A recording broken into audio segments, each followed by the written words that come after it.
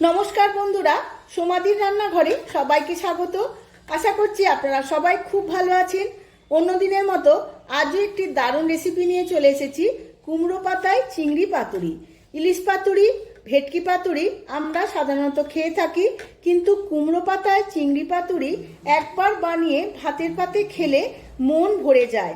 সর্ষে আর কুমড়ো পাতায় মিশে গিয়ে যে গন্ধ আর স্বাদ একবারে অনবদ্য, ভাবাই যায় না। এই রেসিপিটি আপনারা খুব সহজেই বানিয়ে নিতে পারবেন। তার জন্য ভিডিওটি প্রথম থেকে শেষ পর্যন্ত দেখতে হবে। আমার চ্যানেলের নতুন বন্ধু হলে আমার চ্যানেলটিকে সাবস্ক্রাইব করবেন আর পাশে থাকা বেল আইকনটি প্রেস করে রাখবেন, যাতে আমার সমস্ত রান্নার নোটিফিকেশান সবার আগে আপনাদের কাছে পৌঁছে যায়। আর ফেসবুক বন্ধুদের কাছে অনুরোধ পেজটিকে ফলো করার জন্য। চলুন দেখে নেওয়া যাক রেসিপিটি। কুমড়ো পাতায় চিংড়ি ভাপা করার জন্য আমি এখানে বাগদা চিংড়ি নিয়ে নিয়েছি বড় বড় সাইজের 6 পিস। চিংড়ি মাছগুলো বাঁধার জন্য কিছু কুমড়ো পাতা নিয়েছি, খুব ভালো করে পরিষ্কার করে ধুয়ে নিয়েছি। এবার চিংড়ি মাছগুলো বেছে নেব। তার জন্য আমি একটা কাঁচি নিয়ে নিয়েছি। এইভাবে কাঁচির সাহায্যে পাগুলো কেটে নেব আর মুখের অংশটা এইভাবে বাদ দিয়ে দেব। এবার কাঁচি দিয়ে পিঠটা চিড়ে নেব। পিঠের মধ্যে যে সুতোর মতো অংশটা সেটা ফেলে দিতে হবে। এইভাবে আমি সমস্ত খোলাগুলো ছাড়িয়ে নেব। এবার মাথার উপরে এই হজমথলিটা ফেলে দিতে হবে। ব্যাস, আমার ছাড়ানো হয়ে গেছে। এইভাবে আমি সমস্ত চিংড়ি মাছগুলো পরিষ্কার করে ধুয়ে বেছে নেব।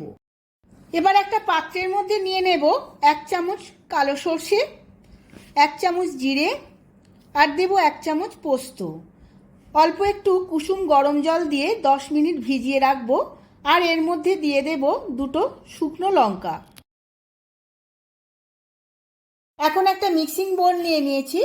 এই বোলের মধ্যে দিয়ে দেব কিছু ছাড়ানো নারকেল, আর দেব 6-7টা কাঁচা লঙ্কা, 1.5 থেকে 2 ইঞ্চি আদা, আর দেব 10 মিনিট আগে যে মশলাটা ভিজিয়ে নিয়েছিলাম সেই মশলাটা, আর দিয়ে দেব অল্প একটু নুন। এই সমস্ত কিছু একটা মিহি পেস্ট বানিয়ে নেব। মশলাটা আমার পেস্ট করা হয়ে গেছে। এবার একটা পাত্রে সমস্ত মশলাটা নিয়ে নেব। আর এর মধ্যে দেব 2 চামচ টক দই। এবার সমস্ত উপকরণগুলো খুব ভালোভাবে মিশিয়ে নেব। আর দিয়ে দেব এর মধ্যে কয়েকটা গোটা কাঁচা লঙ্কা, আর দেব স্বাদ মতো নুন। স্বাদের ব্যালেন্সের জন্য দেব অল্প একটু চিনি, আর দিয়ে দেব বেশ কিছুটা সর্ষের তেল। সর্ষের তেল দিয়ে সমস্ত উপকরণের সাথে খুব ভালোভাবে মিশিয়ে নেব।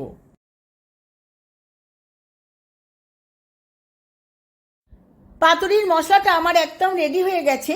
এবার সমস্ত চিংড়ি মাছগুলো এই মশলার মধ্যে দিয়ে দেব। সমস্ত চিংড়ি মাছগুলো দিয়ে আবারও মশলার সাথে খুব ভালোভাবে মিশিয়ে নেব।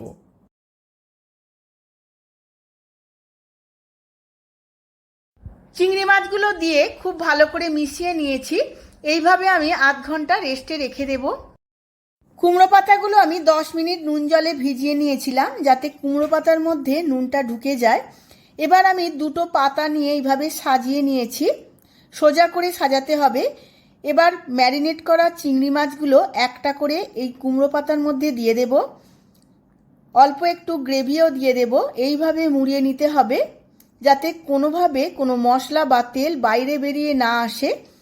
এবার সুতো দিয়ে খুব ভালোভাবে বেঁধে নেব।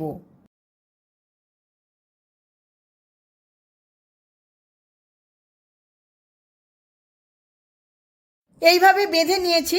একটা আমার রেডি হয়ে গেছে। এবার আরও একটা দেখিয়ে দেব। আবারও আমি 2টো কুমড়ো পাতা নিয়ে নিয়েছি। এর ওপরে একটা ম্যারিনেট করা চিংড়ি মাছ, একটা কাঁচা লঙ্কা দিয়ে খুব ভালোভাবে মুড়িয়ে নিয়েছি। এইভাবে মুড়িয়ে নিয়ে সুতো দিয়ে খুব ভালোভাবে বেঁধে নিতে হবে, যাতে কোনোভাবে তেল আর গ্রেভি বাইরে বেরিয়ে না আসে। দেখুন বন্ধুরা, এটাও বাঁধা হয়ে গেছে। এইভাবেই আমি বাকি পাতুরিগুলো বেঁধে নেব। সমস্ত পাতুরিগুলো আমার বাঁধা হয়ে গেছে। এবার শ্যালো ফ্রাই করে নেব। এখন একটা ফ্রাইং প্যান বসিয়ে নিয়েছি। এবার আমি অল্প তেল দিয়ে খুব ভালোভাবে স্প্রেড করে নেব তেলটা এই কড়ার মধ্যে। এবার তেলটা গরম হয়ে গেছে, এবার সমস্ত পাতুরিগুলো এই তেলের ওপরে খুব ভালোভাবে সাজিয়ে নেব।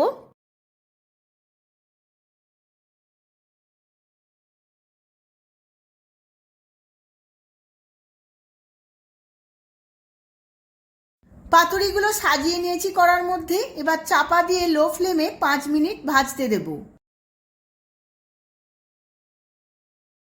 5-6 মিনিট আমি চাপা দিয়ে ভাজতে দিয়েছিলাম। দেখুন বন্ধুরা কত জল বেরিয়েছে, এই জলটা আমার সম্পূর্ণ শুকনো করতে হবে। এবার সমস্ত পাতুরিগুলো খুব সাবধানে উল্টে নেব, কারণ কুমড়ো পাতা খুব নরম পাতা, খুব সহজেই ছিঁড়ে যায় বা ভেঙে যায়। সমস্ত পাতুরিগুলো আমি উল্টে নিয়েছি, আবারও আমি 10 থেকে 15 মিনিট হালকা করে ভেজে নেব।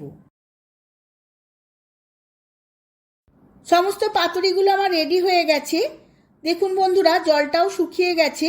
এবার খুব সাবধানে একটা একটা করে আমি নামিয়ে নেব। সমস্ত পাতুরিগুলো আমি সাজিয়ে নিয়েছি, একটা খুলে আমি দেখিয়ে দিচ্ছি।